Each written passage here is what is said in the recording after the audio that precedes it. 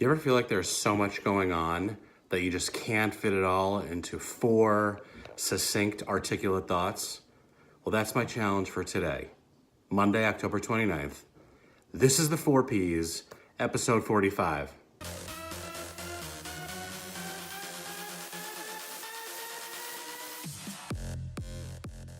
"45.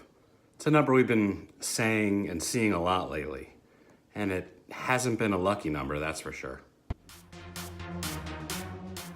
So for those of you who are in the New York area this weekend, you experienced, as did I, terrible wind and a rainstorm. We had tree branches coming down on our power lines. We didn't lose power, but I had to go out yesterday morning to trim and remove the branches that were hanging on them with a 20-foot extended chainsaw on a pole that I happen to own. Now, amazingly, I did not get hurt, but I cannot say the same for my car.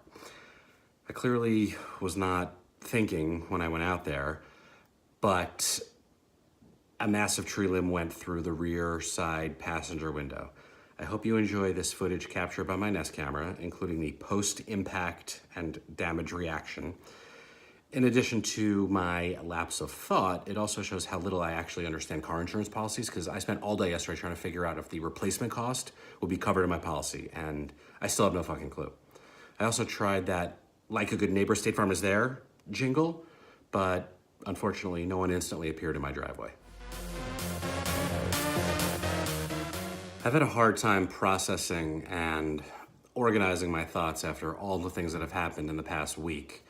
And you think about the totality and the succession of all that's happened in the past weeks and months and 2 years. And I struggle to articulate even now how to process it all. I mean, there's sadness and anger and frustration and helplessness, and sometimes I'm motivated and have this sense of urgency.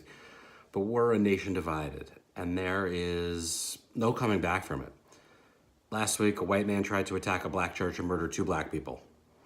A Make America Great Again fanatic tried to assassinate leading figures in the Democratic Party all over the country. And just this past weekend, an anti-Semite murdered 11 people in a synagogue. And that's just this week, and it's devastating. And everything the president says and does now makes it worse. So I directly blame Donald Trump for inciting and spreading hate and violence and bigotry in this country. I blame Donald Trump for spreading lies about people and leaders and groups of people that are now being targeted as a result. The vote them out refrain is fine, and I'm glad people are thinking it and saying it, but ultimately, it doesn't do much in the way of tangible action. Election is a week from tomorrow, and it's going to require us all to make decisions, choices. And for many of us, in most cases, it shouldn't be that hard, but there's some good practical wisdom behind making better decisions, specifically better understanding the influences involved and our underlying motivations. We are all complex individuals, but there are parts of the human experience that touch us all consistently. As human beings, at our core, we can be jealous or self-centered and prone to groupthink. And once we acknowledge these aspects of our human nature, we can begin to make the best of curbing the impulses or even using them for good or to our advantage. So there are 4 basic biases that influence our decisions. The first is confirmation bias, where we seek out information that supports our pre-existing prejudices.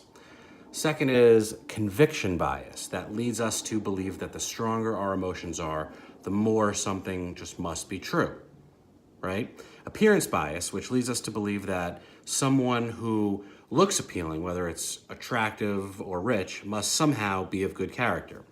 And then the fourth is group bias, right? Which leads us to believe whatever the group that we belong to is telling us to do so. The key to tackling all this, patience. Now, despite these most basic elements of our human nature, we still need to be patient to think and, again, mitigate our irrational decisions. And that will then increase your reaction time so that you're not making decisions in the heat of the emotional moment. Despite not doing enough to actively police some of the violent crazies on its platform, Twitter actually had a really strong week financially. And that rests on the fact that their third quarter earnings results showed that things continue to progress, with a solid 29% increase year over year in revenue in Q3 and like a 10% above the consensus prediction in terms of revenue. Specifically, their ad revenue was up and up big, including a $20 million boost from the World Cup, even though that seems like forever ago. I mean, when was the last time you actually thought about France, right? And while their audience continues to shrink due to just some general hygiene and platform cleanup around bots and things and just international fake accounts, video remains a bright spot. Now, both live and other formats, again, accounted for over 50% revenue in the third quarter, driven by strong uptake of new products, and it remained Twitter's fastest growing ad format in the quarter. Now, you know why? The video ad sales strategy of pitching ad units to online video ad buyers and agencies, as opposed to trying to compete directly for social ad budgets against Facebook and others, and awaiting audience and inventory scaling to ramp up budgets more meaningfully, it's working. Now for the fourth quarter, that outlook also looks strong. And guess what? Holiday time is coming. So in short, everyone else is spending more money on Twitter. Why aren't you? So since the next 4 Ps won't be until Thursday morning, November 1st, have a great Halloween. My house will have both regular and teal nut-free candy. So come on by and keep an eye out for our full family-themed costume extravaganza this year, including our puppy. And no, it is not this.